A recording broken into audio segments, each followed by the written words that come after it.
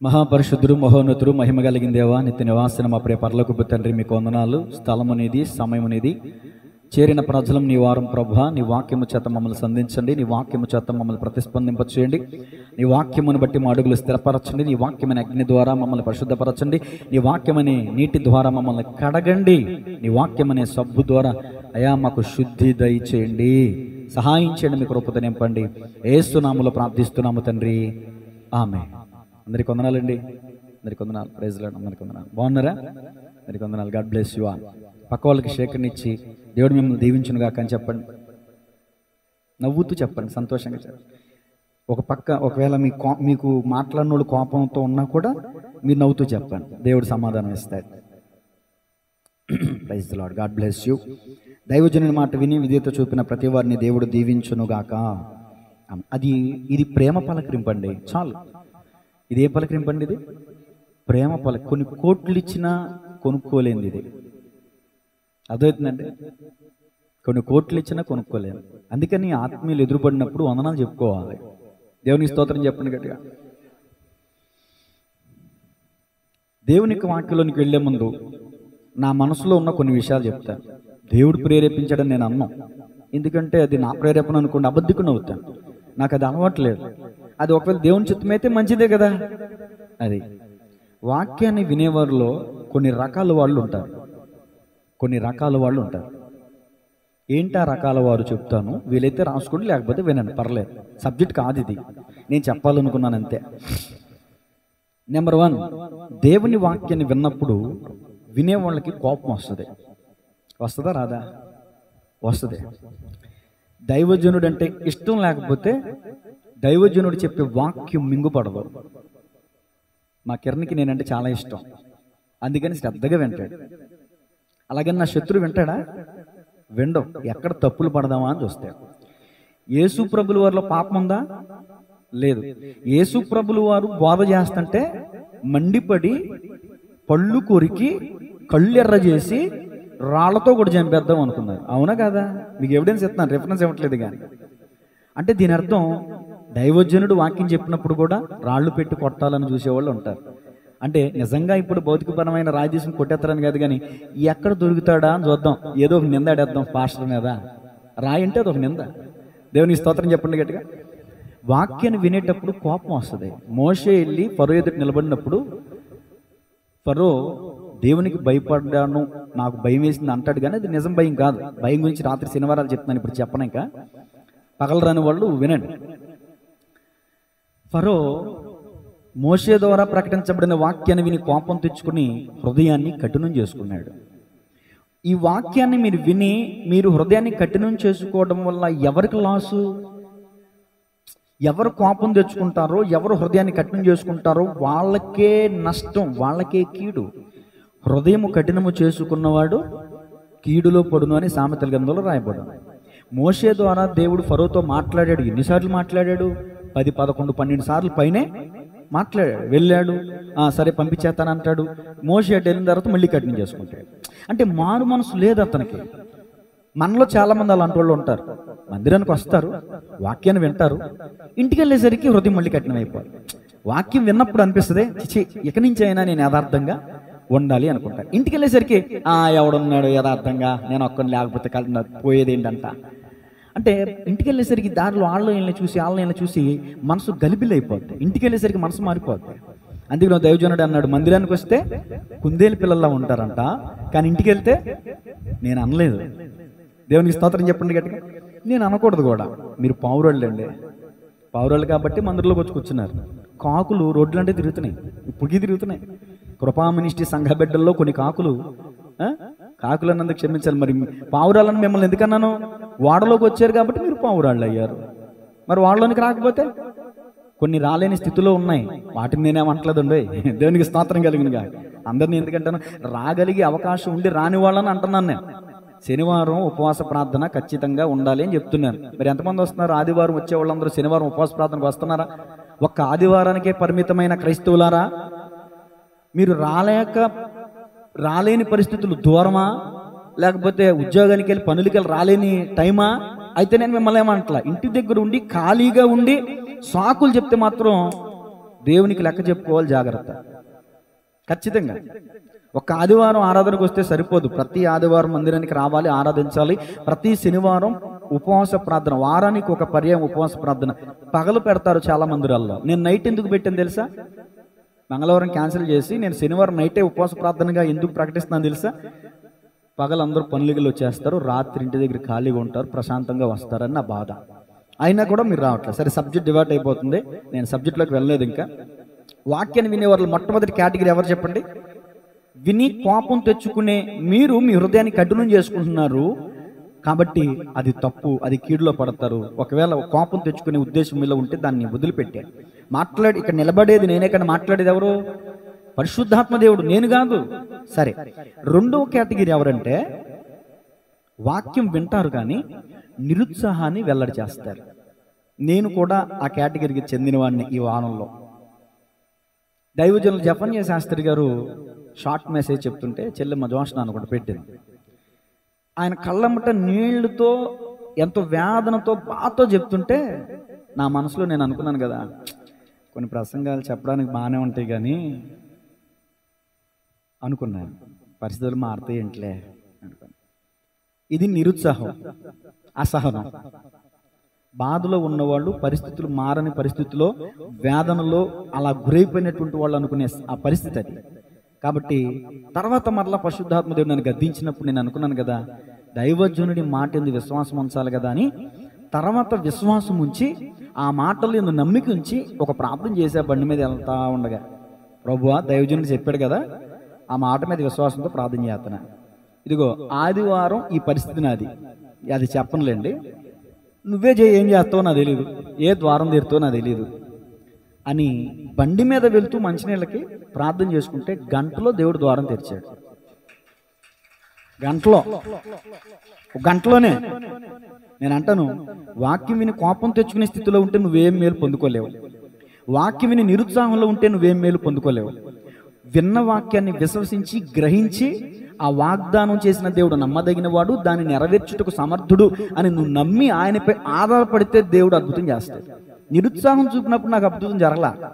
3 గంటల తర్వాత నాకు ప్రేరేపణ వచ్చి గద్దించి, నేనేంటి సేవకుని 10 మందికి చెప్పేవాడిని, అలా దైవజనుడు చెప్పినప్పుడు నేను అసహనాన్ని వ్యక్తపరిచానేంటి, ఒక అవిశ్వాసాన్ని కనుపరిచానేంటి, నన్ను నేను తమాయించుకుని, నన్ను నేను గద్దించుకుని తర్వాత మరలా ప్రార్థన చేస్తే ఆ వాక్యానికి దేవుడు నిజంగా నేను విశ్వసించడం ద్వారా దేవుడు అద్భుతం చేశాడు. దేవునికి మహిమ కలుగునుగా. దైవజనుని ఎక్కడ చేచి ఆచరించే దేవుడు కానే దేవుడు తన వాక్యంలో రాయబడింది, నీ పాలు నీ స్వాస్థ్యము నేనే. కాబట్టి చాలా సంతోషంతో ఈ మాటలు చెప్పా. ఈ 3 మాటలు ఎందుకు చెప్పానంటే నా అనుభవంతో చెప్పా. అర్థమవుతుందండి? సబ్జెక్ట్ కాకపోయినా ఎందుకు చెప్పాడు పాస్టర్ గారు అంటే, ఈ వారిలో నేను అనుభవించి చెప్పిన దాంట్లో చాలా యథార్థత ఉంటుంది, బలం ఉంటుంది. తెలుసా, ఈ మాటలు చాలా బలంగా ఉంటాయి. దేవుని స్తోత్రం చెప్పండి గట్టిగా. మరికొందరు ఉంటారు, అవన్నీ చెప్పను కానీ ఇంకొక మాట చెప్తాను, గుర్తొచ్చింది. వాక్యం మొదలుపెట్టిన వెంటనే కొంతమంది గొడుగులు తెచ్చి కూర్చుంటారంట. ఏంటండి? వాక్యము అనేది జల్లు, వాక్యం అనేది వాన అయితే ఈ గొడుగు అంటే దాని అర్థం ఏంటి? ఇది నా కోసం కాదు, మా కిరణ్ గడి కోసం, మా చరణ్ గడి కోసం, మా స్వర్ణ గీత కోసం, ఇది ఈ పక్క జోస్నా కోసం, నవీన్ కోసం, నాకు మాత్రం కాదు. అలా గొడుగు పెట్టి ప్రతి వాక్యాన్ని మళ్ళీ చెప్పాడు, ఇది వాళ్ళ కోసమే, ఇది వీళ్ళ కోసమే అనుకుంటారు తప్ప ఇది నా కోసం అని మాత్రం అనుకునే వాళ్ళు బహు తక్కువ మంది. కాబట్టి ఈ 4 కేటగిరీల్లో మీరు ఏ కేటగిరీకి చెందున్నారో నాకు తెలీదు, దైవజనుడిగా చెప్పాలనుకున్నాను, చెప్పాను. ఇప్పుడు సబ్జెక్టులోకి వెళ్దాం. తీసేయండి పరిశుద్ధ గ్రంథాలు. జ్ఞానేంద్రియాలు అనే అంశం మరి 2025లో ప్రారంభించాను. ఒకవేళ ముగింపు వరకు వెళ్ళిపోతుందేమో నాకు తెలియదు. జ్ఞానేంద్రియాలు అనేటటువంటి ఈ మాటలో 5 అవయవాలు ఉన్నాయి. ఏమండి? కన్ను, చెవి, ముక్కు, నాలుక, చర్మం, 5 విషయాలు. ఏమండి? మొదటి మాట కన్ను గురించి మనం పూర్తిగా విన్నాం. రెండవదిగా చెవి గురించి వినుట విధేయత వల్ల ఆశీర్వాదం వస్తుంది అనే విషయాలు చెప్పుకుంటూ వచ్చాను. ఇప్పుడు వినుట చెవిని గురించిన భాగంలోనే అవిధేయతను గురించి వివరిస్తా ఉన్నాను 2 వారాలుగా. అవ్వ యొక్క అవిధేయత, ఆకాని యొక్క అవిధేయత, భార్య యొక్క అవిధేయత. గత వారం ఎవరి గురించి? అది కయ్యను యొక్క అవిధేయత చెప్పుకుంటూ వచ్చాను. మరికొంతమంది అవిధేయత చూపించారు బైబిల్ గ్రంథంలో వినక. ఇప్పుడు మూలవాక్యం 2 వారాలు అయిపోయింది మనం చదువుకుని. మూలవాక్యం చదువుదాం. ద్వితీయోపదేశ కాండము 28వ అధ్యాయము. గుర్తుందా ఎవరికైనా?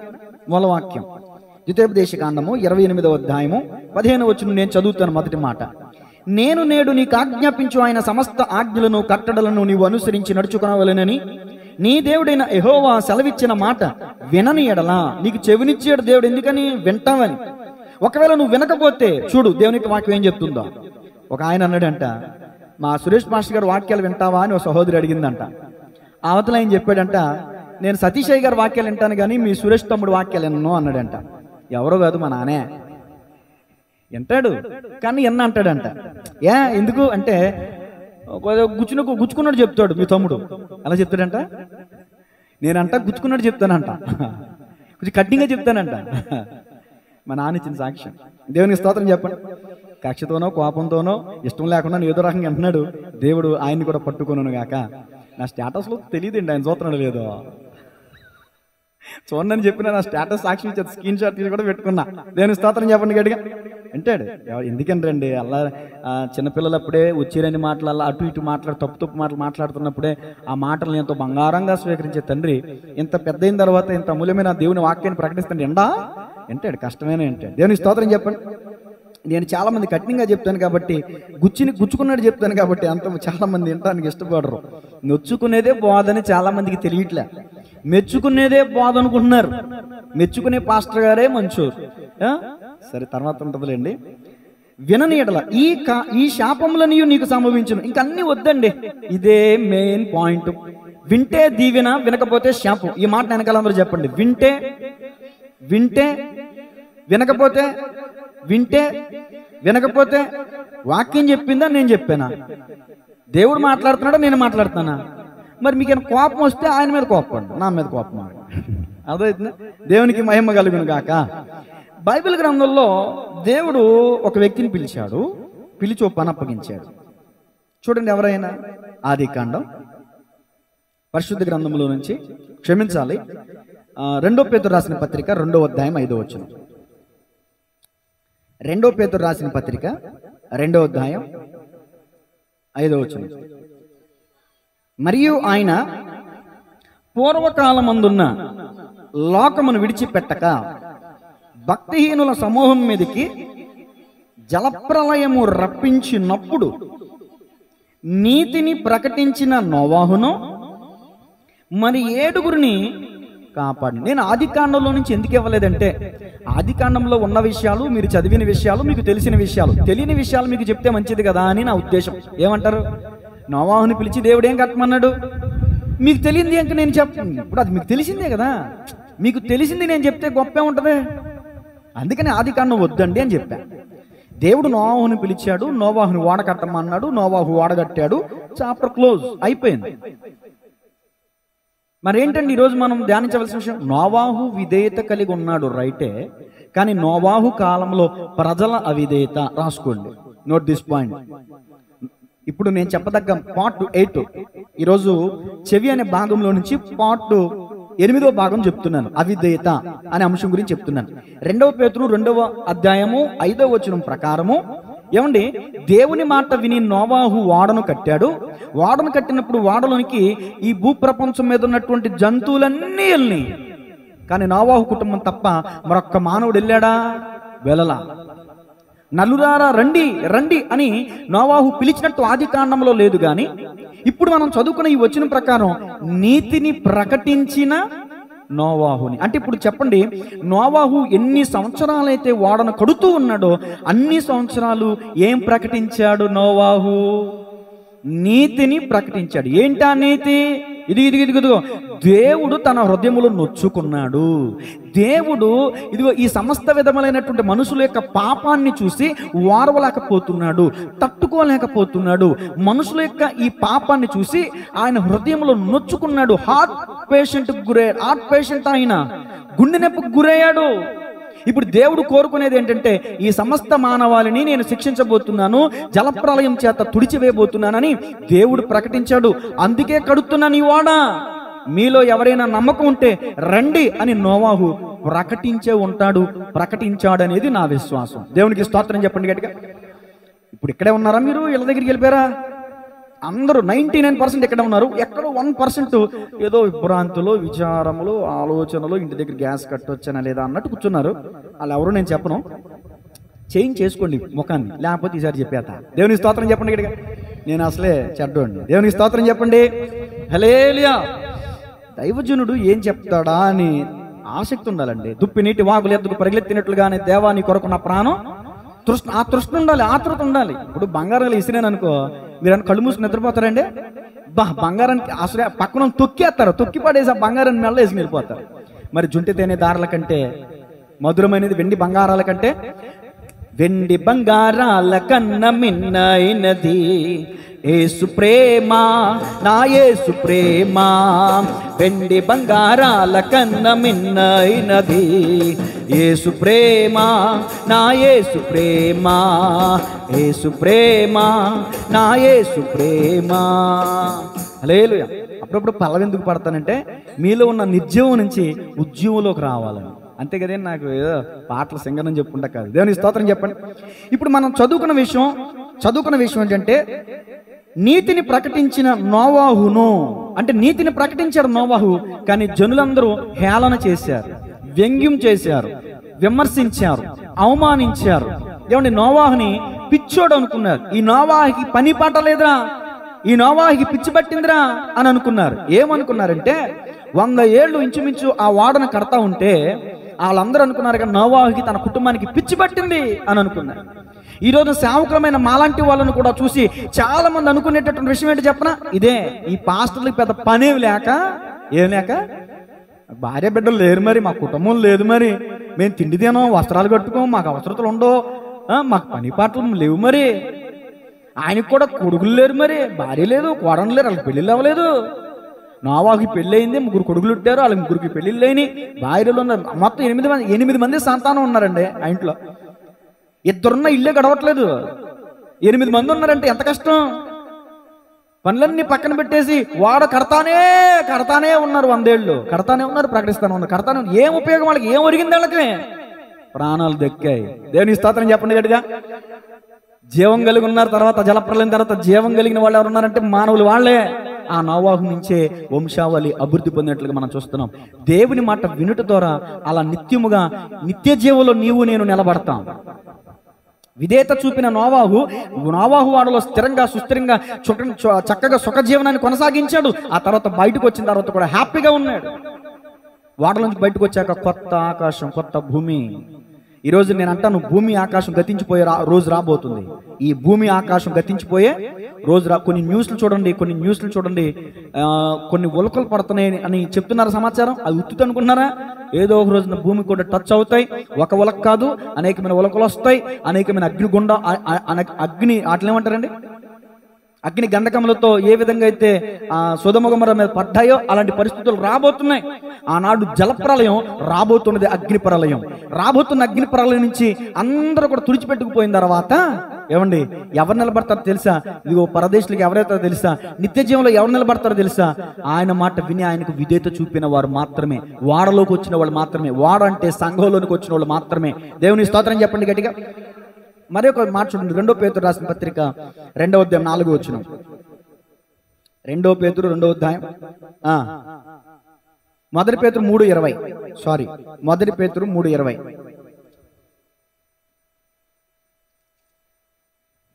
చదవాలి. పూర్వం నోవాహు దినములలో ఓడ సిద్ధపరచుచుండగా అవిధేయులైన వారి యొద్దకు, అనగా చెరలో ఉన్న, అది వేరే విషయం, అవిధేయులైన వారి యొద్దకు దేవుని వాక్యం వెళ్ళిందా లేదా? వెళ్ళింది. మనోజ్ బయట కూడా చేరేమో, బయట గాలి వేస్తుంది కదా, చక్కగా పెద్ద కూర్చుంటారేమో. దేవునికి స్తోత్రం చెప్పండి గట్టిగా. నా వైపు చూడండి, వెనక చూడకండి. నోవాహు కాలంలో అవిధేయులైన ప్రజల గురించి చెప్తున్నాను నేను. నోవాహు దినములలో ఓడ సిద్ధపరచుచుండగా అవిధేయులైన వారి యొద్దకును వెళ్ళింది ప్రకటన, కానీ వాళ్ళు వినలేదు. విన్నారు కానీ దాన్ని పాటించలేదు, ఆచరణలో పెట్టలేదు, భయపడలేదు, విన్న వాక్యానికి భయపడలా. ఇప్పుడు ఎందుకు చెప్తున్నాను అనుకుంటున్నారు ఈ విషయం? ప్రస్తుత కాలానికి సరిపోల్చదగినటువంటి విషయాలే చెప్తాను ఈరోజు. దేవుని స్తోత్రం చెప్పండి. లూకా శుభవార్త తీయండి, 17వ అధ్యాయం. లూకా శుభవార్త 17వ అధ్యాయం 26 నుంచి కొన్ని విషయాలు. లూకా శుభవార్త 17వ అధ్యాయం. నోవాహు దినములలో జరిగినట్లు మనుష్య కుమారుని దినములలోనూ జరుగును. నోవాహు ఓడలోనికి వెళ్ళిన దినం వరకు అదిగో జనులు ఏం చేస్తున్నారు చూడండి, తినుచు త్రాగుచు పెండ్లాడుచు పెండ్లికి ఇవ్వబడుచు ఉండిరి. అంతలో జలప్రలయం వచ్చి వారందరినీ నాశనం చేశాను. ఒకటి ఉదాహరణ చెప్పబడింది ఈ 28వ వచనంలో. రెండో ఉదాహరణ, లోతు దినములలో జరిగినట్టును జరుగును. జనులు తినుచు త్రాగుచు కొనుచు అమ్ముచు నారు నాటుచు ఇండ్లు కట్టుచు ఉండిరి. అయితే లోతు సొదొమ విడిచిపోయిన దినమున ఆకాశము నుండి అగ్నిగంధకములు కురిసి వారినందరినీ నాశనము చేసెను.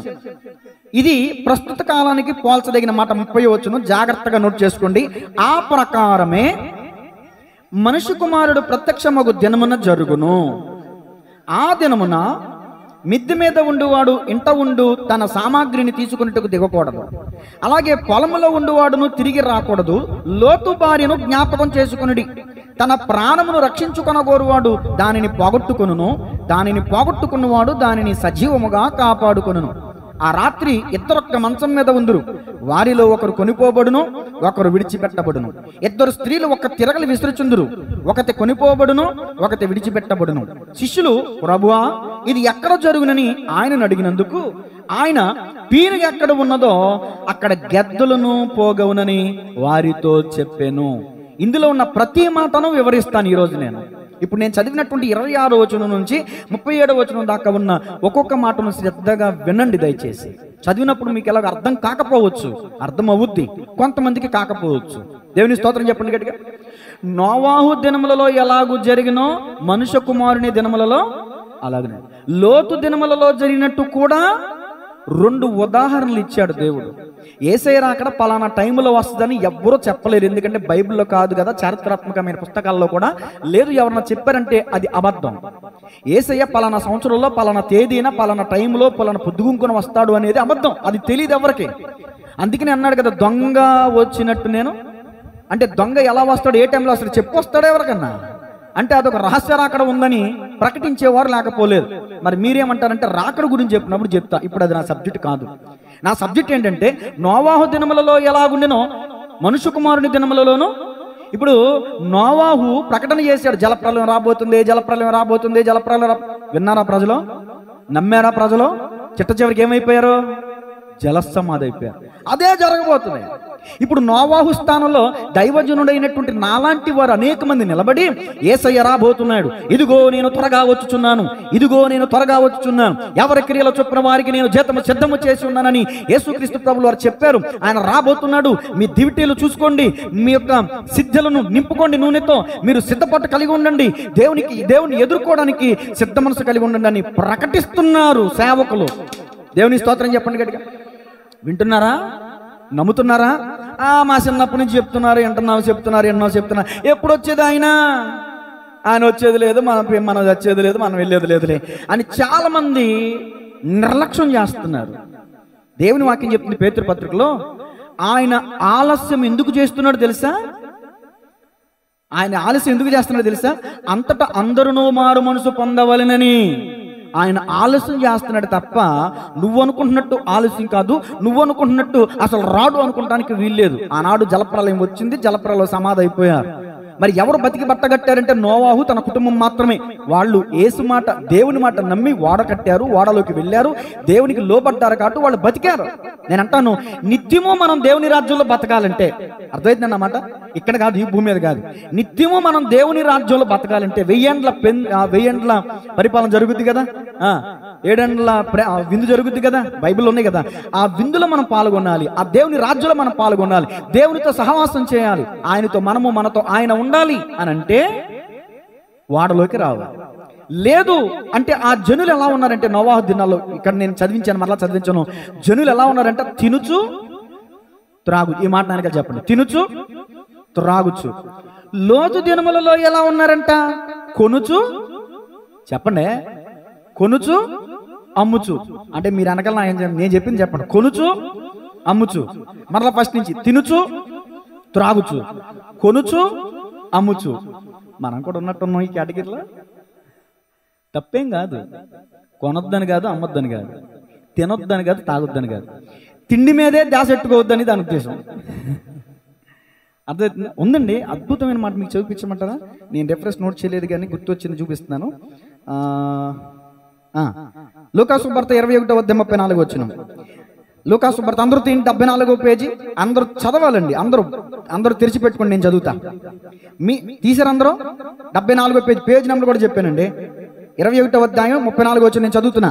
మీ హృదయములో ఒకవేళ తిండి వలనను మత్తు వలనను ఐహిక విచారం వలనను మందముగా ఉన్నందున ఆ దినము అకస్మాత్తుగా మీ మీదకి ఉరి వచ్చినట్టు రాకుండా మీ విషయమై మీరు జాగ్రత్తగా ఉండుడి. ఏ దినం?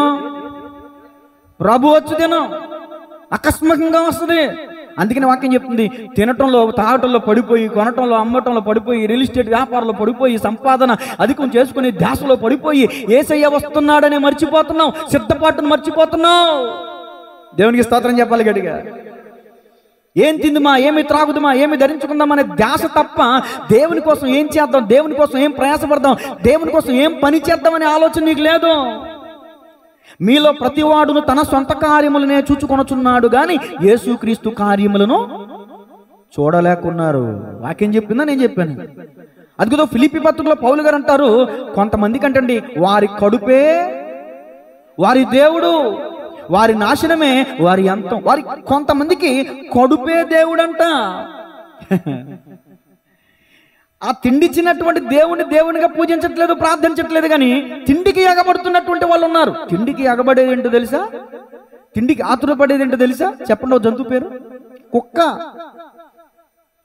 పెట్టేదాకా కూడా దానికి కంగారు ఆగదు, చేతుల్లో లాగేసుకుంటుంది. ఎక్కడ మన చేతులకు మళ్ళీ కరికేస్తుందేమో భయం వేస్తుంది. ఇలా ఇసిరేస్తాం, మనం పెట్టాలనుకుంటాం, తొందరపడి దానికి ఆతుర, మనం తినేస్తాం అనుకుంటాం. మరి నాకేంటి దానికి తొందరపడి నాకు తెలియదు, కానీ కుక్కలో తిండికి ఆతురపడినట్లు ఉందా లేదా? బైబిల్ యెషయా గ్రంథంలో రాయబడి ఉంది. చాలా మంది తిండిబోతులుగా ఉంటున్నారు, త్రాగుబోతులుగా ఉంటున్నారు. ఏముండోయ్, పత్రికల్లో పౌలు గారు చెప్పారు, రిఫరెన్స్ తీయాలంటే కష్టమే. మద్యముతో మత్తులై ఉండకుడి అంట. చూడండి ఒక మాట. ఒకవేళ సానబెట్టండి,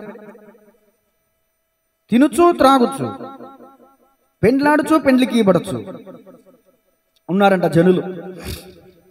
మద్యముతో మత్తులై ఉండకుడి అనే మాట పత్రికల్లో ఉంటుంది. తీయండి, అందరూ బైబిల్ తిరగేయండి. ఈ మధ్యకాలం ఇలాంటి పెట్టట్లేదు కదా నేను.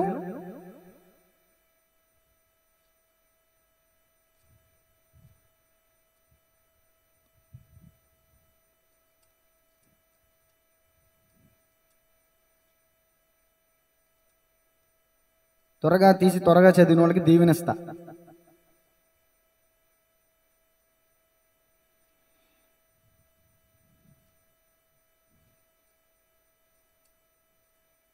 ఈలోపు పాట పడదామా? నీ మాట జీవము గలదయ్యా యేసయ్యా, నీ మాట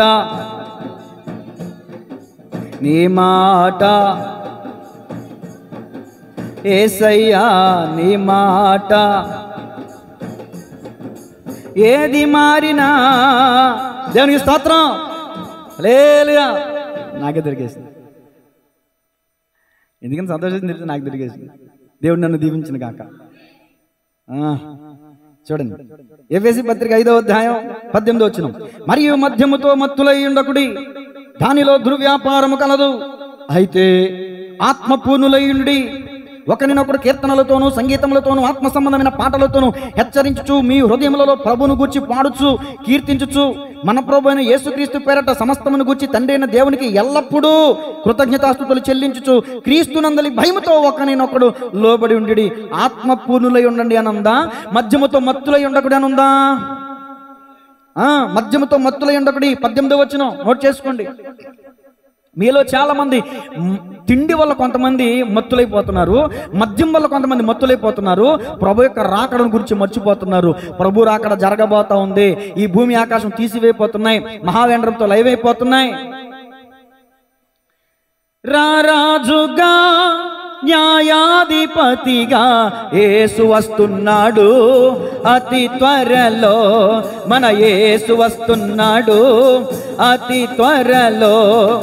నేడే రక్షణ దినమండి, మారు మనసు పొందండి. నేడే రక్షణ దినమండి, మారు మనసు పొందండి, ప్రభు రాక పరమందు ఆ ప్రభుని చేరండి. ప్రభు రాక పరమందు ఆ ప్రభుని చేరండి. రారాజుగా న్యాయాధిపతిగా యేసు వస్తున్నాడు, అతి త్వరలో మన యేసు వస్తున్నాడు, అతి త్వరలో. హల్లెలూయా. అద్భుతమైన పాట, ఇంకా ఉల్లు గగ్గురుపరిచే పాట, ఇంకా పదాలు వచనాలు నేను మర్చిపోయాను. కానీ ఇవన్నీ కూడా భూమి ఇవన్నీ కూడా కాలిపోతే, మహావేంద్రంతో కాలిపోతాయనే వచనాల పదాలన్నీ ఈ పాటలో ఉంటాయి. యేసే రాబోతున్నాడు. దేవునికి వాక్యం చెప్తుంది, నువ్వు తిండి వల్ల, మత్తు వల్ల అమ్మటం, కొనటం, వ్యాపారం, ఉద్యోగం, బిజినెస్, షెడ్యూల్ అంటూ ఆ వ్యాపారం, ఈ వ్యాపారం, ఆ ఉద్యోగం, ఈ పని, ఆ పని చేయాలి, తప్పులేదు. శక్తి లేకుండా ఏ పనైనా నువ్వు మంచి పని చేయి, తప్పులేదు. జీవనోపాధి చేయకపోతే ఎలా? కడుపు నిండదు కదా. డబ్బు లేకపోతే ఈ రోజున కడుపు నిండదు, ఇల్లు గడవదు. పని చేయొద్దని దాని ఉద్దేశం కాదు, కానీ దేవుని కంటే ఎక్కువగా దేవుని స్థానంలో ఆ పని, ఆ వ్యాపారం, ఆ ఉద్యోగం ఉంటే దేవుడు దాన్ని తీసేస్తాడు. జాగ్రత్త. దేవుని స్తోత్రం చెప్పండి గట్టిగా. ఇది నమ్మండి, విశ్వాసం ఉంచండి. దేవుని కోసం ప్రాణాలు సైతం ఇచ్చేసారండి. ఒక రోజు ఇవ్వలేరా ప్రభుకి? దేవుని స్తోత్రం చెప్పండి గట్టిగా. పేతురు రాసిన పత్రికలో నోవాహు గురించి చెప్పబడిన మాట, నోవాహు ప్రకటించాడంట నీతిని. నోవాహు కాలంలో జనులు తినుచు, త్రాగుచు, పెండ్లాడుచు, పెండ్లికిబడుచు ఉన్నారే తప్ప, వాళ్ళ పనులు వాళ్ళు నిమగ్నమై ఉన్నారే తప్ప, దైవజనుని మాట విందాం, భయపడదాం, లోబడదాం, విద్యతో చూపుదామనే ప్రజలకు లేదు. కాబట్టి ఆ ప్రజలు అవిధేయులు కాబట్టే వాళ్ళు నిర్మూలించబడ్డారు, జలసమాధి అయిపోయారు.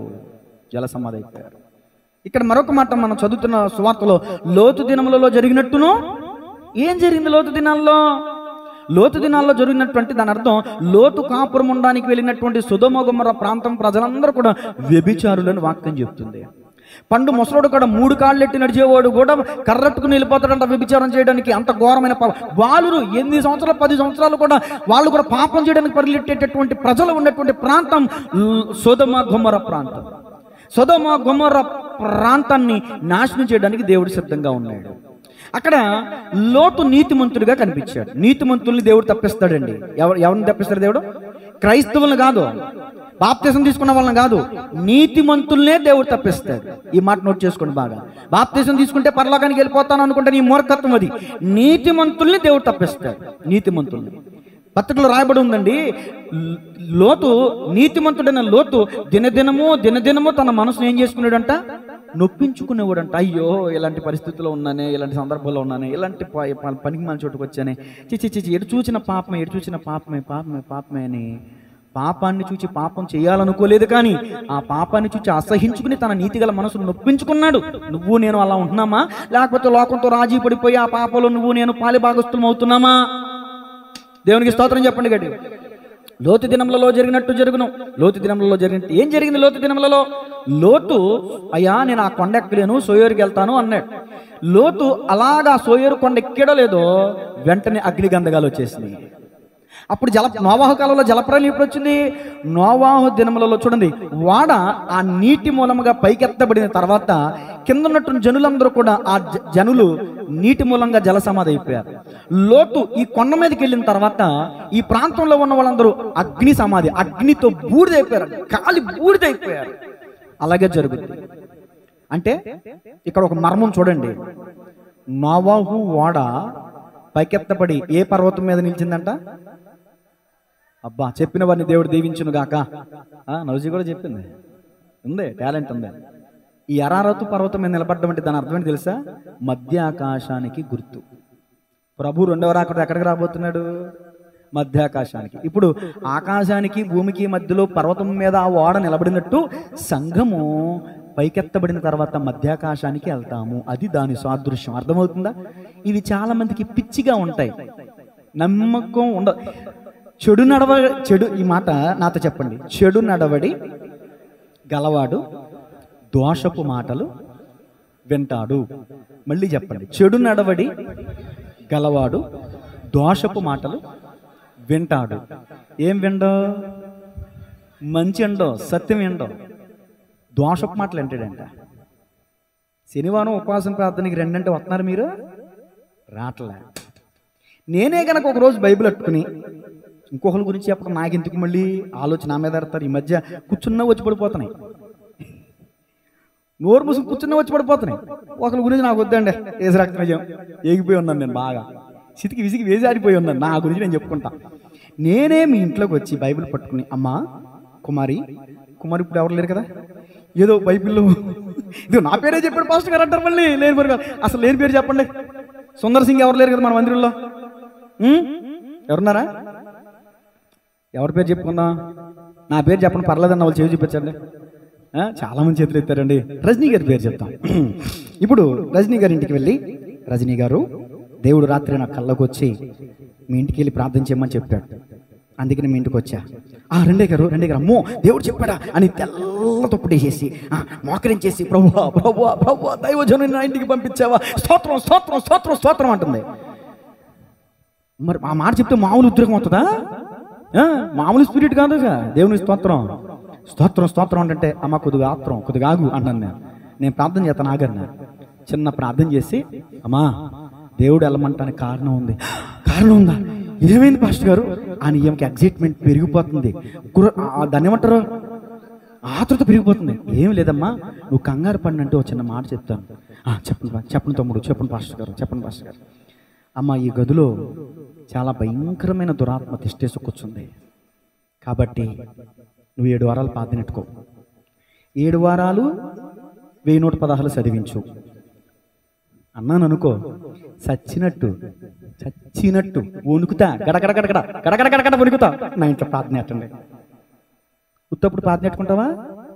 అమ్మో నిజంగానే సంవత్సరానికి ఒకసారి ఇంట్లో స్తుతికుడికి జరగాలి, సంవత్సరానికి ఒకసారి ఇంట్లో ఉపవాసకుడిగా జరగాలి. అలా పెట్టుకోరు. ఇలా చెప్తే ఎందుకంటారు చెప్పండి. ఎక్కడికన్నా మీటింగ్కి వెళ్ళాలన్నా, లేదన్నా మీ ఇంట్లో ఏదైనా శుభకార్యం చేయాలనుకోండి, పాస్టర్ వచ్చి ముందు కూర్చుంటాడు, మీరు రారు. పాస్టర్ వచ్చి ముందు కూర్చుంటాడు. అప్పుడు పాస్టర్ గారు ఎలా అంటే వస్తారని ఇంకో పాస్టర్ గారు నాకు ఐడియా ఇచ్చాడు ఈ మధ్య. ఏమన్నాడు తెలుసా? 7:32 దాటకూడదండి, దాటితే కనుక మీకు కీడు వస్తుంది అనండి. 31 నిమిషాలు వచ్చి కూర్చుంటారు. నిజమేనండి, ఈ ఐడియా నాకు రాలేదు ఇప్పుడు దాకా. రెండమ్మా సమయానికి రెండమ్మా అంటే రారు. ఆరాధన 10 గంటల టైం దాటి వచ్చారంటే గనక మీ వెనకాల సాతాను పడతాడు. మీ ఇక నేను 2 శాపనార్థాలు ఇట్టాను అనుకో, వణికిపోతే వచ్చారు. అలా ఎక్కడుంది బైబిల్లో? అలా అక్కడే లేదు. వస్తే లోపడితే నువ్వు దీవెన పొందుకుంటావు, రాకపోతే అవిధేత శాపం వాక్యం చెప్తుంది. దేవుని స్తోత్రం చెప్పండి గట్టిగా. చెడు నడవలిగాడంట, దోషపు మాట అంటాడంట, జ్ఞానం లేనివాడు ప్రతి మాట నమ్ముతాడంట. మీకు జ్ఞానం ఉంటే కాస్త దేవుడు మీకు చెప్పాడా, నాకు కూడా చెప్పాలిగా అనాలి అవతల వాళ్ళు. కానీ అలా అనరుగా, వణికిపోతారా? దేవుని స్తోత్రం చెప్పండి. సత్యమునకు చెవిని యొక్క జనులో దురద చెవులు కలిగిన, ఏం చెవులు అంటే నీ మంచి చెవులు అయితే మంచి మాటలు అంటావు, దురద చెవులు దురద మాటలు అంటావు, పనికిమల మాటలు, వ్యర్థమైన మాటలు అంటావు. దెయ్యమట్టిందా, గాలెట్టిందా, నా దగ్గర తీసిరండి ఏసు రక్తమే చేయం. దేవునికి మహిమ కలుగును గాక. కొంతమంది ఇలా ఉన్నారు. నేను అంటాను, నోవాహు దినములలో ఎలా జరుగునో ఈ దినంలో కూడా చాలా మంది తినచ్చు, త్రాగుచు, పెండ్లాడుచు, పెండ్లికి ఇవ్వడచ్చు, కొనుచు, అమ్ముచు, ఇలాంటి షెడ్యూల్లో ఉన్నారే తప్ప యేసయ్య రాబోతున్నాడు, నా కోసం ప్రాణం పెట్టాడు, పునరుద్ధానుడే తిరిగి లేచాడు, 2వ రాకడలో రాబోతున్నాడు, నా కొరకు సిద్ధపరిచిన పరలోక రాజ్యంలోనికి నన్ను తీసుకుని వెళ్ళబోతున్నాడు అన్న తాపత్రయం లేదండి చాలా మందికి. దేవుని స్తోత్రం చెప్పండి. హల్లెలూయా. సరే, ఇప్పుడు సమయం అవుతుంది కాబట్టి ఇంకా 10 నిమిషాల టైం మాత్రమే ఉంది. ఇంకో 2 మాటలు ఉన్నాయి, చెప్పేసి ముగిస్తా. ఇంకొక మాట ఉంది, ఆల్రెడీ 2వ మాట కూడా చెప్పేస్తాను ఆల్రెడీ. ఇక్కడ లోతు భార్య వెనక తిరిగి ఉప్పు స్తంభం అయిపోయింది, మనందరికీ తెలిసిన విషయమే. కొంతమంది వాదన ఏంటంటే లోతుకి 2 కుమార్తెలు కాదు 4 కుమార్తెలు. బైబిల్ గ్రంథంలో ఉన్నటువంటి లోతు కుమార్తెలు 2, లోతు కుమార్తెలను పెండ్లాడనై ఉన్న అల్లుళ్ళు అని ఉంటుంది కదండి. అక్కడ ఆ మాట హెబ్రీ భాషలో ఏముందంటేనంటండి, నాకు తెలీదు, పాస్టర్ గారు చెప్తే విన్నాను. అక్కడ పెండ్లాడిన కుమార్తెలు అని ఉన్నారంటే, అంటే పెండ్లైన కుమార్తెలు 2 ఉన్నారు, పెండ్లవని కుమార్తెలు 2 ఉన్నారు. ఇది వాస్తవం నేను చెప్పట్లా, నిజమని నేను చెప్పట్లా, అలాగే అబద్ధం అని కూడా నేను చెప్పట్లా.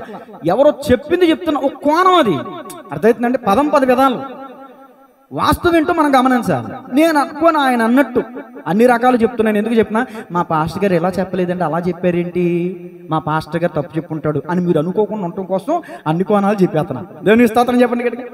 చాలా మంది అనేది ఏంటంటే, లోతు భార్య వెనక్కి ఎందుకు తిరిగి చూచిందో తెలుసా?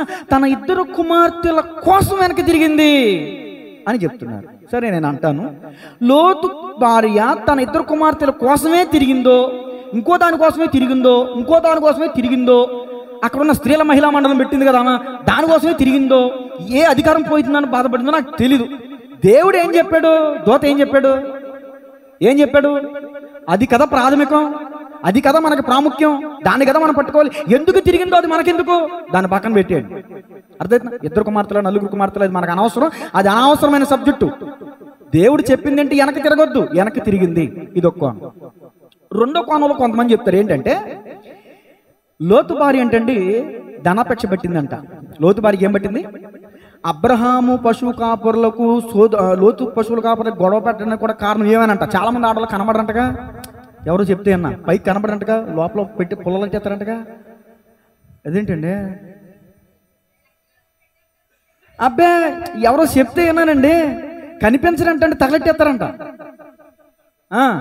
ఈ అబ్రహాముకి లోతుకి మధ్యలో గొడవలు వస్తానికి కారణం ఇక్కడ బైబిల్లో రాయబడకుండా కూడా, అంత కనిపించకుండా కూడా లోలోపల ఇదిగిదిగిదిగిదిగిదో అబ్రహాము గారు ఉన్నాడే, ఇంటనున్న అలవర్చబడిన అందరికి పెట్టేస్తున్నాడు, ఉన్నదంతా దారాదత్తం చేసేస్తున్నాడు, మనకేం మిగలదు, ఏరే పోదాం, ఏరే కాబట్టి ఇంటేస్తాం అనరా. అత్తకే మావకే పెన్షన్ కాదు, జబ్బులకి డబ్బులన్నీ అయిపోతున్నాయి. ఇక ఈ ఇంట్లో ఉంటే కనుక నీ అమ్మకి నీ బాబుకి మందులకి అయిపోతే డబ్బులని, ఏరే కాపురం పెట్టేద్దాం అనరా కోడల్లో. ఏంటంటే మన న్యాయం చూస్తున్నారు. ఈ మధ్యకాలంలో ఎవరో వాక్యాలని, ఏంటంటే పాస్టర్ గారా మీకు ఆడోళ్ళంటే అంత కోపమా ఏంటి అలా చెప్పారండి అన్నారు. అమ్మో ఆడోళ్ళంటే నాకు కోపం అని ఎవరు చెప్పారండి? మీరు లేకపోతే అసలు ఓటింగ్ ఉంటుందా, మీరు లేకపోతే అసలు చర్చ ఉంటుందా, మీరు లేకపోతే అసలు నేను ఉంటానా? ఏజ్ రక్తం ఆదరించినా, ప్రేమించినా, పొడిచినా, గాయపరిచినా, కొట్టినా, తిట్టినా మొత్తం మీరే కదండి. దేవుని స్తోత్రం చెప్పండి. అంటే భార్యని తిట్టిన అన్ని తిట్లు విన్నారు, కానీ ఆఖరిలో ఒక మాట చెప్పాను నేను, స్త్రీల అవిధేయత గురించి చెప్పినప్పుడు ఏమని, తల్లి తర్వాత తల్లిగా ఆదరించే స్త్రీ ఎవరైనా ఉందా అంటే భార్య అని చెప్పా. ఆ మాట ఎక్కలేదా స్త్రీలకే? అది ఎక్కదో, ఎక్కాల్సిన ఎక్కో. నన్ను ఈ మాట అన్నాడు. దేవునికి స్తోత్రం. నేను నిన్నలా దేవుని స్తోత్రం చెప్పండి గట్టిగా. అలాగే ఈ లోతు భార్య ఏంటంటే కనిపించకుండా పొలలెట్టిందంట. అలాగే ఈ లోతు భార్య కంటండి ఆ సొదొమ గొమొర్రాలో ఇప్పుడు మీటింగ్ పెట్టేసిందంట. ఇందాక చెప్పాను కదా, ఒప్పర్ మీటింగ్ పెట్టిందంట. దాన్ని ఏమంటారు నాకు తెలియదు, కానీ ఒక డబ్బుల గురించిన సంబంధ ఏమేమంటారు, ఈ స్పందన, ఈ డ్వాక్రా గ్రూపులు ఇవన్నీ ఉంటాయి కదండి, అలాంటి గ్రూప్ ఏదో పెట్టేసింది. ఏమో కూడా డబ్బులు సంపాదించేస్తుంది. లోతుతో పాటు తన భర్తతో పాటు తన కుమార్తెలతో పాటు వెళ్తూ ఈమె ఎందుకు తిరిగిందంటే, ఎవరో చెప్తే విన్నానండి, ఈమె ఎందుకు తిరిగిందంటే ఈమె సంపాదించినంత ధన బంగారాలన్నీ అక్కడ తగలడిపోతాయి, ఆమె ధన బంగారాల కోసం, ఆస్తిపాస్తి కోసం వెనక్కి తిరిగిందంట. అర్థమవుతుందా? ఒకవేళ అదే వాస్తవం అయితే నీ ధనం ఎక్కడ ఉండునో, నీ మనసు అక్కడ ఉండును. ఉగ్రత దినమందు నీ ఆస్తి అక్కరకు రాదు. ఓ లోతు భార్య, అక్కగా పిలుస్తా. లోతు భార్య అక్క అంటే నాకు అక్క, నువ్వు నీ కూతురు కోసమే తిరిగావో, డబ్బు కోసమే తిరిగావో, ఆస్తిపాస్తుల కోసమే తిరిగావో నాకు తెలియదు, కానీ అక్క దేవుడు ఏం చెప్పాడు వెనక్కి చూడొద్దంటే నువ్వు సాకులు చెప్తావేంటి? మందిరానికి ఎందుకు రాలేదంటే దూడ గుంటలు పడిపోయిందని చెప్తున్నావేంటి? ఫంక్షన్కి వెళ్ళాలంటున్నావేంటి? దేవునికి స్తోత్రం చెప్పండి గట్టిగా. చెట్టు ఎందుకు ఎక్కారంటే దూడ గడ్డెత్తగన్నాడంట. దయచేసి గమనించండి, లోతు భార్య ఏ కారణం చేత వెనక్కి తిరిగింది అనేది ప్రాథమికం కాదు. దేవుడు చెప్పాడు వెనక్కి తిరిగి చూచింది ఉప్పు స్తంభం అయిపోయింది. ఉప్పు స్తంభమే ఎందుకు అవ్వాలి? ఇంకో స్తంభం అవ్వచ్చుగా. ఉప్పులో 2 ఉన్నాయి రకాలు, సారం కలిగిన ఉప్పు, నిస్సారమైన. ఇప్పుడు ఏం ఉప్పుకి సంబంధించిందేమా అని మీరు అన్నారు, నేను అన్నానా? దేవుని స్తోత్రం చెప్పండి. నాకు తెలియదండి, తెలియని విషయం తెలియనట్టుగా ఎందుకు నాకు తెలిసిందని బలబుద్ధి చెప్పాలి? నేను చెప్పను. ఆమె సారమైన ఉప్పు, నిస్సారమైన ఉప్పు. మనం కూడా చచ్చి పవర్లాగానికి అక్కడికి వెళ్ళాక అక్కడ కలుసుకున్నప్పుడు అప్పుడు అడుగుదాం, అక్క నువ్వు ఎందుకు చూసావు? ఒక పాస్టర్ గారు నాతో వాదించాడు. ఏమని తెలుసా? ఫోన్ చేశాడు. పెద్ద అయినా బిషప్ పై గారు అయినా, మామూలుగా ఫ్యాకల్టీ సేవకులు కూడా బోధించాయని నాకు ఫోన్ చేశాడు. నా నెంబర్ ఎట్లా దొరికిందో, ఏజ్ రక్తమే చేయం, నన్ను మైండ్ డివైడ్ చేద్దామని చూశాడు. లోతు భార్య ఎక్కడికి వెళ్ళింది అనుకుంటున్నారు? పరలోకానిక, నరకానిక? వెళ్ళిన తర్వాత చెప్తానండి. నన్ను అడిగితే నేనేం చెప్పను? అది కాదు తమ్ముడు, అసలు నువ్వు ఎక్కడికి వెళ్ళింది అనుకుంటున్నావు? ఒపీనియన్ చెప్పమని చెప్తాను కానీ మరి బైబిల్లో లేదు. నా అభిప్రాయం ఏంటంటే దేవుడు చెప్పింది చూడొద్దు అన్నప్పుడు చూసింది కాబట్టి పాతాళానికి వెళ్తుందండి. లేదు పొరపాటు పడుతున్నారు దైవజనులందరూ అని ఇలాంటి గంభీర స్వరముతో పొరపాటు పడుతున్నారు. బైబిల్ ఏం చెప్పిందో తెలుసా? నా నిమిత్తము తన ప్రాణమును కాపాడుకునేవాడు దానిని దక్కించుకునేవాడు పోగొట్టుకున్నాడు. తమ్ముడా, లోతు భార్య ఎందుకు తిరిగిందో తెలుసా? చూద్దాం. ఆయన లేడండి, వెళ్ళిపోయాడు.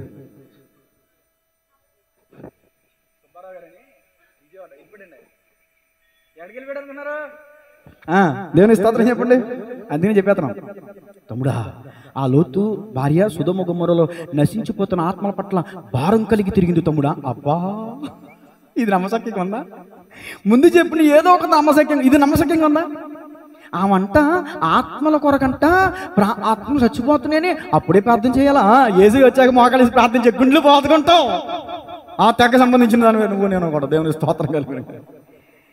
అక్కడంట లోతు భార్య కంట బాధ వచ్చేసిందంట. ఏంటి, అమ్మో సొదొమ గొమొర్రా ప్రాంతంలో ప్రజలు నాశనం అయిపోతున్నారని ఆత్మల పట్ల భారంతో తిరిగింది. ఆమె తన ప్రాణాన్ని పోగొట్టుకుంది. అందుకని ఆమె ప్రాణం యేసయ్య రాకడ దక్కించుకుంటుంది, యేసయ్యని ఎదుర్కొంటది. ఆమె పరదేశంలో ఉంది అంటున్నాడు ఆయన. అవునండి, సరేనండి, ఓకేనండి. ఎందుకంటే నాకు ఇంకా అంతకుమించి జ్ఞానం లేదండి. ఆయన బైబిల్ పండితుడు, నేనేమో నిన్న మొన్నగాకు వచ్చినోడిని. నాకేం తెలుసంట?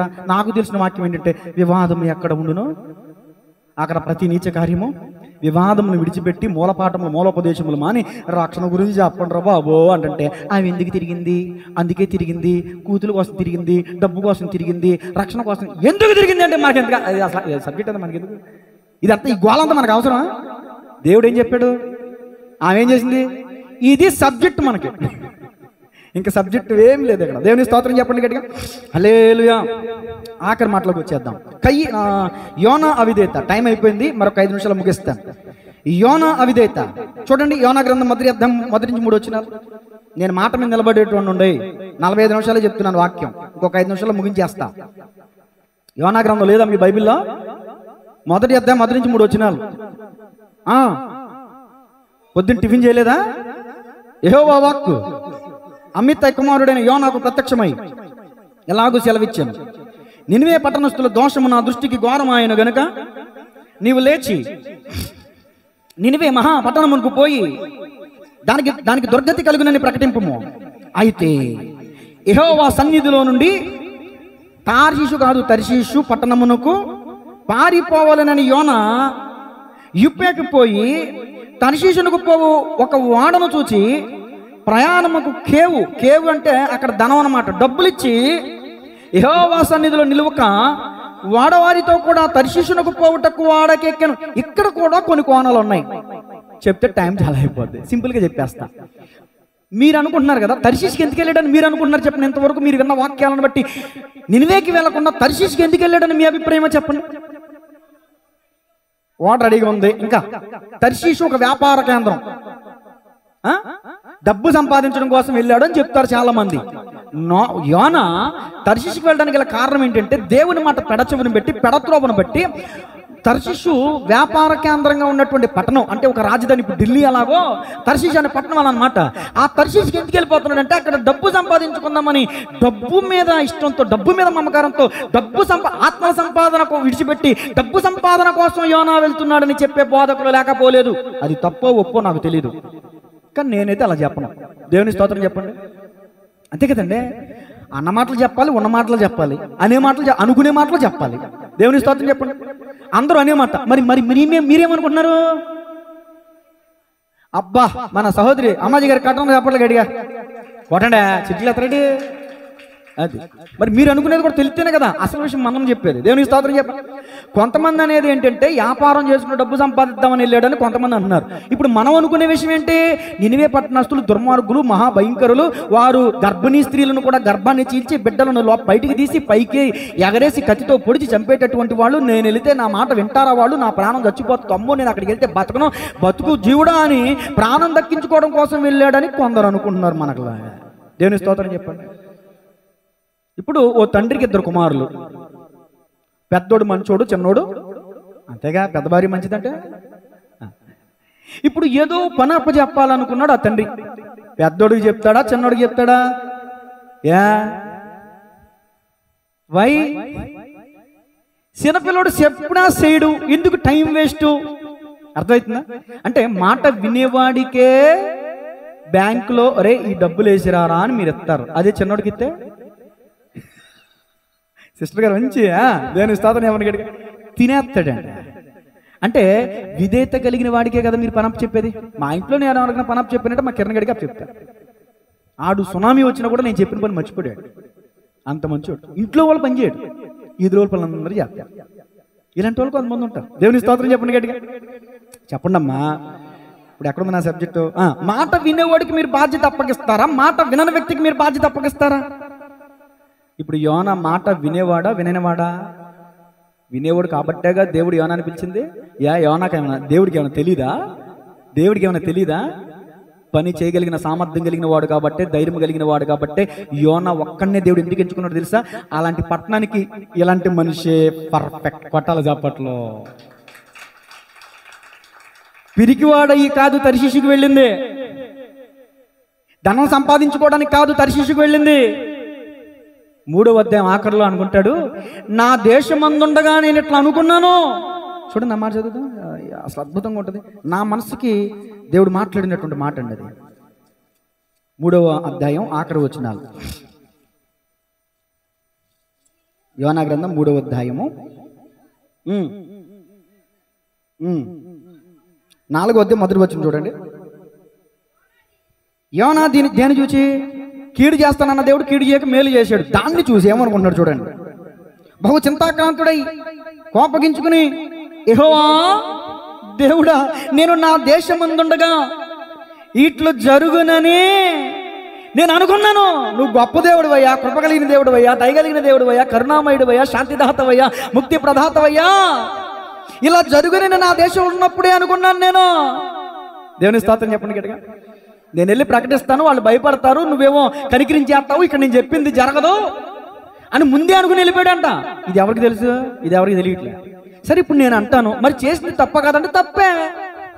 డబ్బు సంపాదించుకోవడానికి వెళ్ళాడో, భయపడి వెళ్ళాడో, ఇలా అనుకుని వెళ్ళాడో, ఎందుకు వెళ్ళాడు అనే ఆర్గ్యుమెంట్ మనకొద్దు. అర్థమవుతుందా? నా భాష అర్థమవుతుందా? సబ్జెక్ట్ కావాలి మనకి, సబ్జెక్ట్ కావాలి. ఏంటి ఆ సబ్జెక్టు?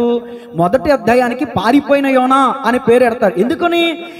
నీ సన్నిధి నుంచి, దేవుని సన్నిధి నుంచి పారిపోవటం తప్ప కదా. ఎవడు పారిపో ఈరోజు దేవుని సన్నిధి, దేవుని బల్లారాధన విడిచి సొంత కార్యకలాపాలకి వెళ్ళటం తప్ప కదా. నువ్వు ఎందుకు వెళ్ళావో నాకు తెలియదు, ఐ డోంట్ నో, నాకు తెలియదు. ఇంగ్లీష్ బలి వచ్చేస్తుందండి. దేవుని స్తోత్రం చెప్పండి గట్టిగా. మాట విన, నువ్వు స్లో కొట్టరా, ఓ తరిమి మాకరా. నేను స్పీడ్ అంటే నువ్వు నాకన్నా స్పీడ్ లాగా ఉన్నావా? అర్థమవుతుందా? మాటను బట్టి కొట్టాలి. లాస్ట్లో ఓ తరిమేస్తున్నావు ఏంటి? దేవుని స్తోత్రం చెప్పండి గట్టిగా. ఇది నాకు తీసేయండి. మాట వినని యోనాను నేనే దేవా, మాట వినని యోనాను నేనే దేవా, నీ సన్నిధి నుండి పారిపోయినాను. మీరు పాడరా? నేనేనా పారిపోయేది? మీరు పారిపోరా? ఒక్క ఆదివారం అన్నా నేను సన్నిధి మానేసి వెళ్ళిపోయానా? ఆగవయ్యా. గుంటూరు వెళ్ళిన రోజు గుర్తొచ్చింది. వెళ్ళేవరా రే అని పరిశుద్ధాత్ముడు హెచ్చరించాడు. అక్కడ నిజమే, సేవలోకి వచ్చాక ఒక ఆదివారం మిస్ అయ్యా అక్కడ. కానీ ఆరాధనలో ఉన్నాను అనుకోండి. మీరు ఎప్పుడు ఎన్నిసార్లు పారిపోయారు? మీరు సన్నిధి ఎగ్గొట్టి చర్చి ఎగ్గొట్టేసి పాడరా? ఈ పాట రాసిన వ్యక్తి స్టార్టింగ్ ఏమన్నా తెలుసా? ఆనాడు మాట వినని యోనా ఒకడే అయితే ఈనాడు మాట వినని యోనాలు ఎందరో అని చెప్పి పాడతాడు ఈ పాట. ఇప్పుడు బాగుంది కదా? దేవుని స్తోత్రం. మాట వినని యోనాను నేనే దేవా, మాట వినని యోనాను నేనే దేవా, నీ సన్నిధి నుండి పారిపోయినాను, నీ సన్నిధి నుండి పారిపోయినాను, మాట వినని యోనాను. పాడండి.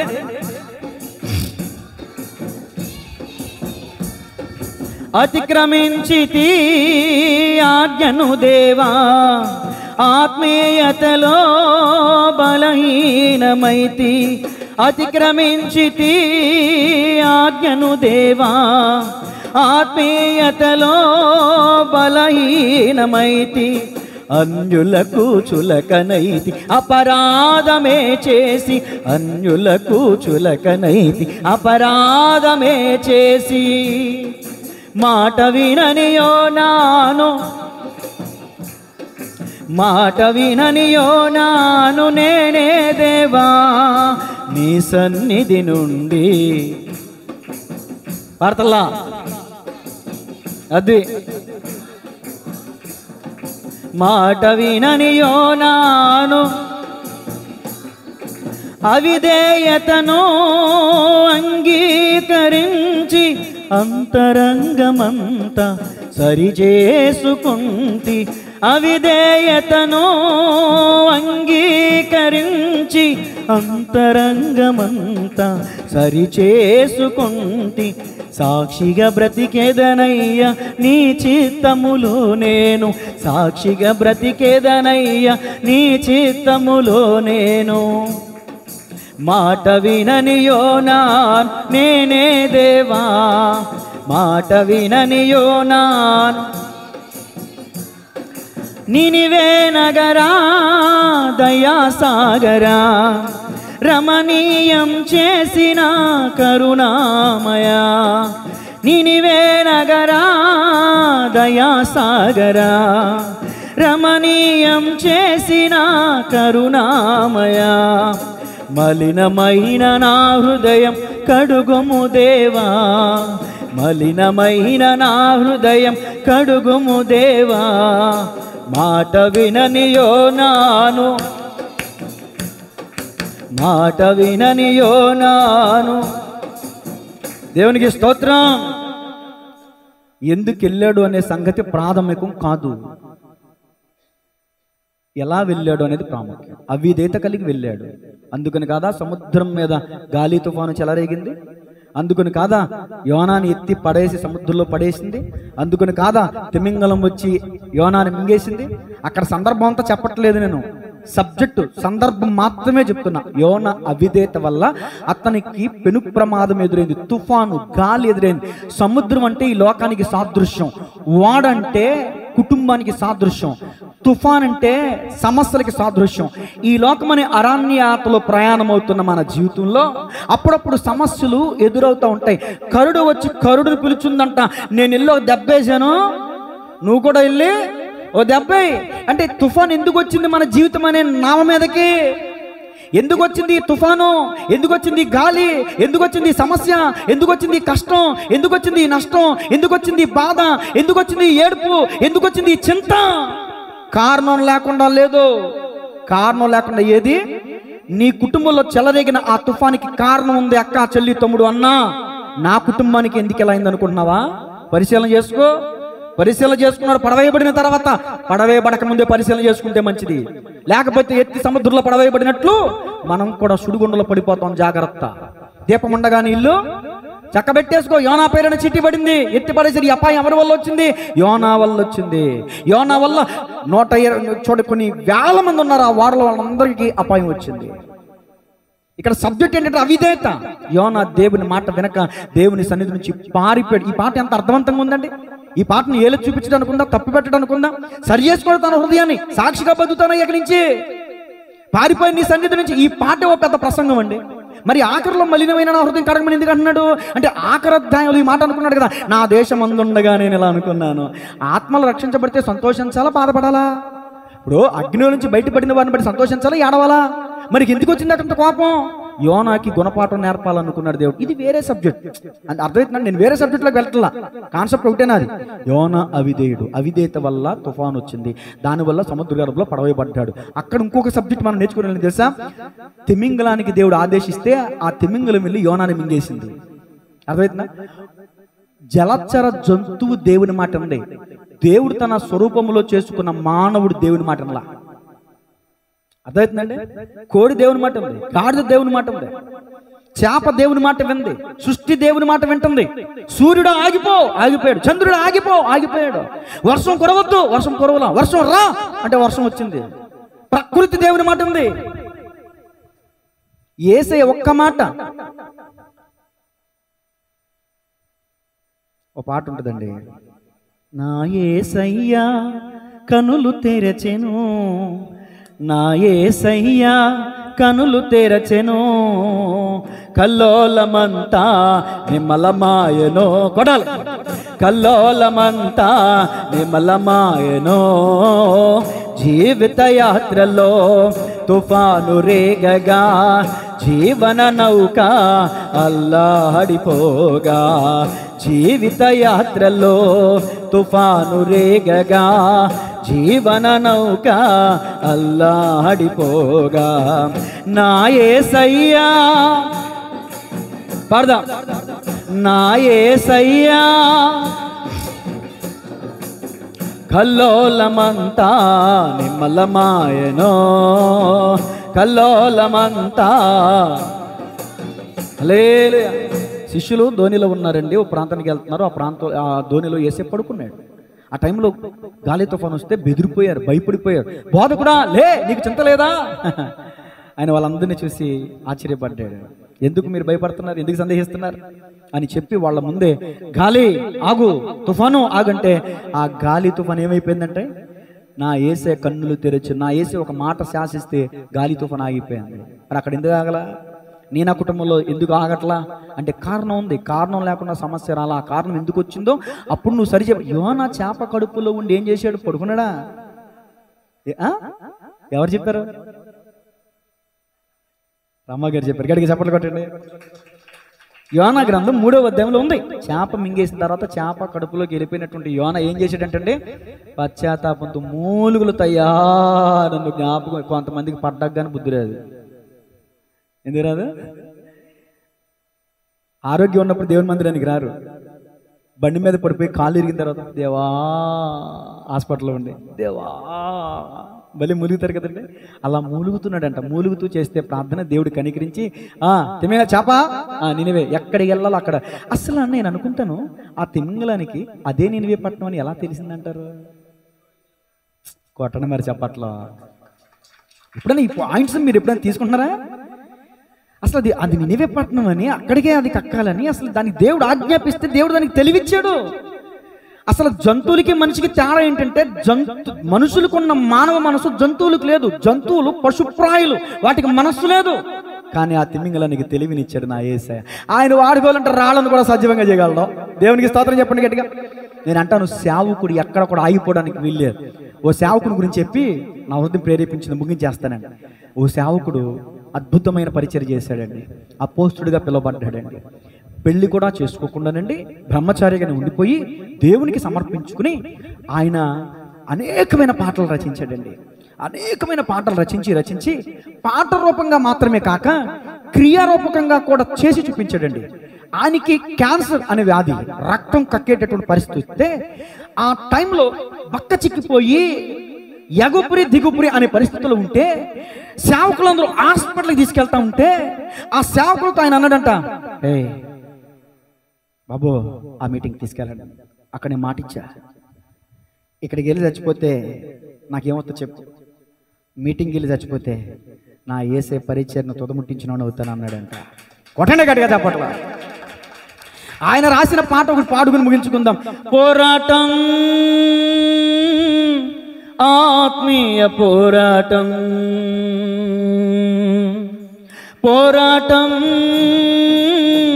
ఆత్మీయ పోరాటం, చివరి శ్వాస వరకు ఈ పోరాటం ఆగదు. సాగిపోవుచున్నాను సిలువను మోసుకొని నా గమ్యస్థానానికి, సిలువను మోసుకొని నా గమ్యస్థానానికి. పోరాటం ఆత్మీయ పోరాటం, పోరాటం ఆత్మీయ పోరాటం. చప్పట్లు కొడతారా? నా యేసుతో కలిసి పోరాడుచున్నాను, అపజయమే ఎరుగని జయశీలుడాయన. నా యేసుతో కలిసి పోరాడుచున్నాను, అపజయమే ఎరుగని జయశీలుడాయన. నా యేసు కొరకే సమర్పించుకున్నాను, నా యేసు కొరకే సమర్పించుకున్నాను. ఆగిపోను నేను, సాగిపోవుచున్నాను. పోరాటం ఆత్మీయ పోరాటం, పోరాటం ఆత్మీయ పోరాటం, చివరి శ్వాస వరకు ఈ పోరాటం ఆగదు. సాగిపోవుచున్నాను సిలువను మోసుకొని నా గమ్యస్థానానికి. నా యేసు వెళ్ళిన మార్గములేనని, అవమానములైనా ఆవేదనలైనా, నా యేసు వెళ్ళిన మార్గములేనని, అవమానములైనా ఆవేదనలైనా, నా యేసు కృప నుండి దూరపరచలేవని, నా యేసు కృప నుండి దూరపరచలేవని, ఆగిపోను నేను సాగిపోవచున్నాను. పోరాటం, ఆత్మీయ పోరాటం, పోరాటం, ఆత్మీయ పోరాటం. ఆదియు అంతము లేనివాడు నా యేసు, ఆసీనుడయ్యాడు సింహాసనమునందు. ఆదియు అంతము లేనివాడు నా యేసు, ఆసీనుడయ్యాడు సింహాసనమునందు. నా సింహాసనం నా గమ్యస్థానం, నా సింహాసనం నా గమ్యస్థానం. ఆగిపోను నేను సాగిపోవచున్నాను. పోరాటం పాడాలి. ఆత్మీయ పోరాటం, పోరాటం, ఆత్మీయ పోరాటం. చివరి శ్వాస వరకు ఈ పోరాటం ఆగదు.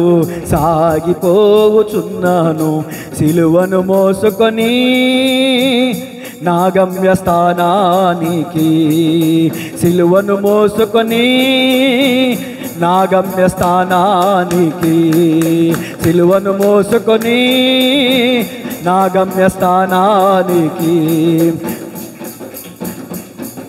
పోరాటం, ఆత్మీయ పోరాటం, పోరాటం, ఆత్మీయ పోరాటం. చివరి శ్వాస వరకు ఈ పోరాటం ఆగదు. చివరి శ్వాస వరకు ఈ పోరాటం ఆగదు. చివరి శ్వాస వరకు ఈ పోరాటం ఆగదు. చివరి శ్వాస వరకు ఈ పోరాటం ఆగదు. సాగిపోవచున్నాను సిలువను మోసుకొని నా గమ్యస్థానానికి.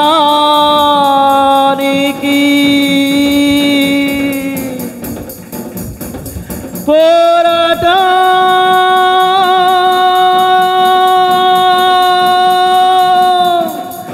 ఆత్మీయ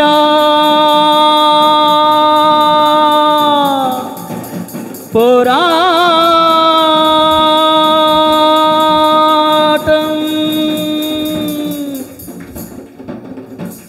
చివరి శ్వాస వరకు ఈ పోరాటం ఆగదు.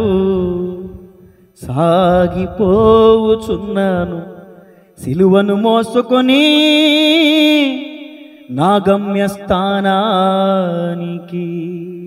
దైవజనుడి కోసం ఒకసారి చప్పట్లు కొడుతూ, ఆయన పేరెత్తినా కూడా ఉద్యమే కదా.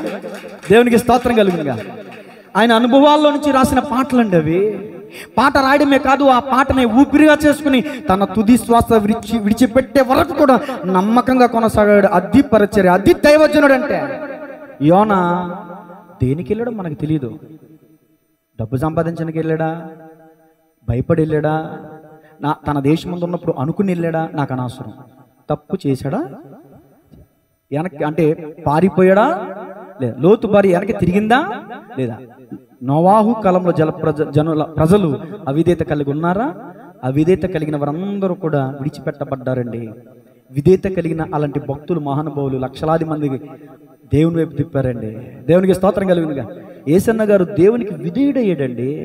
ఇంకా లోకంలోకి చూడాల, పాపంలోకి చూడాల, అసహించుకున్నాడు పాపాన్ని. అలాంటి దైవజనుల యొక్క ప్రార్థన. ఆయన అన్నారంట చివరి శ్వాస విడిచిపెట్టే ముందు, అయ్యా యేసయ్య నాకు ఒక అవకాశం ఇస్తే ఈ భారతదేశాన్ని కనుక అప్పగిస్తానని. కొట్రా మనసులేదు మీకు. ఇంకొక అవకాశం ఇస్తే ఈ భారతదేశాన్ని యేసయ్య నీకు అప్పగిచ్చేస్తున్నాయని ప్రార్థన చేశాడంట. అయ్యా నాకు ఒక అవకాశం ఇస్తే మేడ మీద ఒక మేడేసి వచ్చేతనయ్యా, సిగ్గుండాలి. ఏమి చేరుతుందంట మేడ మీద? నువ్వు ఎన్ని కట్టినా ఎన్ని కట్టుకున్నా నీ తర్వాత వచ్చేవాడు చెడ్డోడైతే ఒక్క పోట్లో అమ్మి తగలెట్టేస్తాడా? సొలొమోన్ మహారాజు ఏమన్నాడు? నేను నా కష్టార్జితం అంత కష్టపడి కూర్చి పెడితే నా తర్వాత వచ్చేవాడు ఒకవేళ దాన్ని పోగొడితే దానివల్ల ఏంటి ప్రయోజనం? దేవుని స్తోత్రం చెప్పండి గట్టిగా. తలలోంచి ప్రార్థన చేసుకుందాం, తదుపరి బలలోకి వెళ్దాం. సమయం అయింది. అందరూ కూడా తలలు వంచండి. ఈరోజు విధేయత కలిగిన పరిస్థితులు ఎలా ఉంటాయి, అవిధేయత కలిగిన పరిస్థితులు ఎలా ఉంటాయి. అబ్రహాము విధేయుడయ్యాడు, ఆశీర్వదించబడ్డాడు. నోవాహు విధేయుడయ్యాడు, రక్షించబడ్డాడు.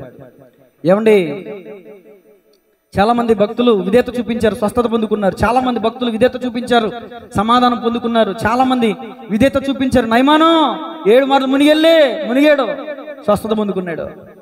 అబ్రహమా రా, నిన్ను ఆకాశ నక్షత్రాలు చేస్తా, వచ్చాడు, దేవుడు చేశాడు. నోవాహు కట్టుకున్నాడు, బతికి బట్ట కట్టి ఊపిరి పిలిచాడు, బయటకు వచ్చాడు. విధేయత కలిగిన వారందరూ దీవించబడిన దాఖలాలు మనం చూస్తున్నాం. అవిధేయత కలిగినటువంటి ఇదిగిదిగిదిగిదో హవ్వమ్మ అవిధేయత కలిగింది, శాపాన్ని కొని తెచ్చిపెట్టుకుంది. ఆకాను అవిధేయత కలిగి ఉన్నాడు, తన కుటుంబాన్ని నాశనం చేసుకున్నాడు. కయ్యను అవిధేయత కలిగి ఉన్నాడు, సమాధాన పడంటే సమాధాన పడలా, తమ్ముడి మీద పడి చంపేశాడు. అవిధేయత దేశదిమ్మరైపోయాడు కయ్యను. ఇదిగిదిగా ఈ రోజు నోవాహు కాలంలో ప్రజల యొక్క అవిధేయత జలసమాధి అయిపోయారు. లోతు దినములలో లోతు భార్య నశించిపోయింది, ఉప్పు సమం అయిపోయింది, పనికిరాని ఉప్పు, అది నిస్సారమైన ఉప్పు. నువ్వు సారం కలిగిన ఉప్పులాగా ఉండాలమ్మా. ఇదిగో యోనా నినివేకి వెళ్ళవయ్యా అంటే తర్షీషుకి వెళ్ళిపోయాడు. అవిధేయత అపాయం కొంది వచ్చుకున్నాడు. ఈరోజు నీ కుటుంబంలో నా అపాయం ఏంటో ఎందుకో తెలుసా? నువ్వు కారుస్తున్న కన్నీటికి కారణం ఏంటో తెలుసా? నీ అవిధేయత. కాదని గుండె మీద చేసి చెప్పగలవా? దేవుడు నా మీదే గురి పెట్టేసాడు, బాణాలు వేసేస్తున్నాడు అంటావా? చేసిన తప్పులన్నీ చేసిన తప్పులకి శిక్ష దేవుడు పంపిస్తే దేవుడికి దయలేదంటావా? అందుకనే చెప్పాను ప్రారంభంలో, ఇది బల్లారాధన. ప్రభు బల్ల ఎద్దుకు నువ్వు వస్తున్నావు, ముందు నువ్వు ఖండించబడాలి. అక్కడ దహన బలిపీఠం దగ్గర నువ్వు బలవల్పుడు, నువ్వు ఒప్పుకో. అక్కడ నువ్వు తప్పు చేసి నన్ను ఒప్పుకో, కనికరించబడతావు. తర్వాత ఇత్తడి గంగాళం దగ్గరికి నీళ్లున్నాయి, శుద్ధి చేసుకో. తర్వాత పరిశుద్ధ స్థలంలోకి ఒప్పుకో లేకుండా, సిద్ధపాటు లేకుండా, సిద్ధ మనసు లేకుండా, నిన్ను నువ్వు శుద్ధి చేసుకోకుండా వచ్చేసి ప్రభు శరీరాన్ని తీసేసుకుంటే దీవెన వచ్చేద్దా? శాపం వస్తుంది.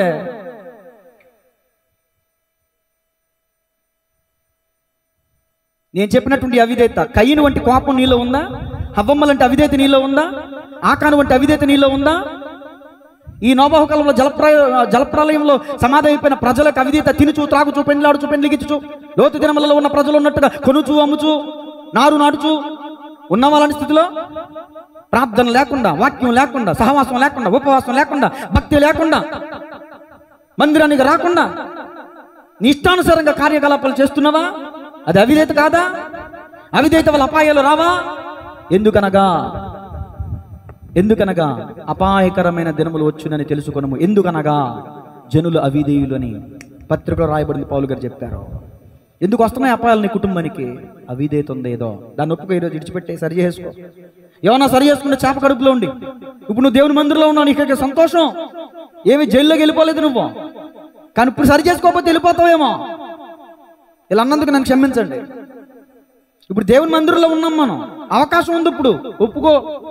ఏమన్నా ఒప్పుకున్నాడు కదా, అయ్యా నేను తప్పు చేశాను, నీ సన్నిధి నుంచి పారిపోయినాయా, నువ్వు కూడా ఒప్పుకో. అయ్యా ఎన్నో వారాలు నేను కూడా నీ సన్నిధికి దూరం అయ్యాను ప్రభా, ఒప్పుకో. మళ్ళీ చేయమ్మా కదా తప్పు. 38 సంవత్సరాల దగ్గర కోనేటి దగ్గర పడిపోయిన రోగిని దేవుడు స్వస్థపరిచి అన్నాడు, ఇదిగో మరలా పాపం చేయొద్దు, రెట్టింపు గడవత జాగ్రత్త. 38 సంవత్సరాలు పడుకున్నావు, తర్వాత 76 సంవత్సరాలు పడుకుంటావరా అని చెప్పాడు. తప్పు చేసేసి క్షమించమని, తప్పు చేసి అది కాదు పద్ధతి. పొరపాటు సహజమే, అలవాట్లు పొరపాటు సహజమే, కానీ పొరపాట్లు అలవాటు కాకూడదు. ముగింపు ప్రార్థన అందరూ కూడా ఏకీభవించారు. తదుపరి బల్లలోకి వెళ్దాం. పరిశుద్ధుడా, ప్రేమగల తండ్రి, ఈ రోజు నీ వాక్యం ద్వారా విరివిగా మీరు మాతో మాట్లాడారు. ఎవరెవరు అవిధేయులయ్యారు, అవిధేయత వల్ల వాళ్ళ జీవితాలు ఏమయ్యాయి అనే సంగతులు మీరు మా ముందుకు తీసుకొచ్చారు. నిజమే ప్రభువా, ఈ సంగతులు దృష్టాంతములుగా వారికి సంభవించి యుగాంతమందున్న మనకు బుద్ధి కలగడానికే ఈ సంగతులు రాయబడ్డాయి. ఈ రోజున మాకు బుద్ధి లేదు ప్రభువా, విని ఎన్ని వాక్యాలు విన్నా కూడా దులిపేస్తున్నాం ప్రభువా. నీ మాట అంటే లెక్కజాము లేకుండా బతుకుతున్నాం ప్రభువా. నేను ఒప్పుకుంటున్నాను అయ్యా, సన్నిధులు బిడ్డలందరూ ఒప్పుకుంటున్నారు. ఇక నుంచి అయినా నీ భయభక్తులు కలిగి ఉండే కృపా భాగ్యం మాకు దయచేయి. నోవాహు వంటి విధేయత, మోషే వంటి విధేయత, చెప్పులు విడిచిపెట్టరా వచ్చేసాడు అయ్యా. పరిశుద్ధ గ్రంథంలో రాయబడిన భక్తుల విధేయత మేము కలిగి ఉండడానికి సహాయం చేయండి. మోషే నా ఇల్లంతట్లో నమ్మకమైన వాడని మీరు సాక్ష్యం ఇచ్చారు, అట్టి నమ్మకత్వం నాకు దయచేయండి. దావీదు నా ఇష్టానుసారుడు అని మీరు సాక్ష్యం ఇచ్చారు అయ్యా, అట్టి కృప నేను కలిగి జీవించాలనుకుంటున్నాను ప్రభువా, మాకు దయచేయండి. దానియేలుని బహుప్రియుడా అని మీరు సంబోధించారు ప్రభువా, అట్టి కృపా భాగ్యం మాకు దయచేయండి ప్రభువా. కృపాక్షేమం మాకు దయచేయండి, విధేయత దయచేయండి ప్రభువా. మాలో ఉన్న విధేయతను బట్టి మమ్మల్ని క్షమించి మరొక్క అవకాశం, మరొక్క తరుణం దయచేయమని సమస్త ఘనత మహిమ ప్రభావములు మీకు ఆరోపిస్తూ ప్రకటించబడిన ఈ వాక్యము మంచి పంటను పడిన విత్తనములుగా 30 60 100 ఫలింపు దయచేయమని యేసయ్య నామములో స్తుతించి ప్రార్థించి అడిగి వేడుకొంచున్నాము తండ్రి, ఆమేన్. అందరూ మోకాళ్ళ మీద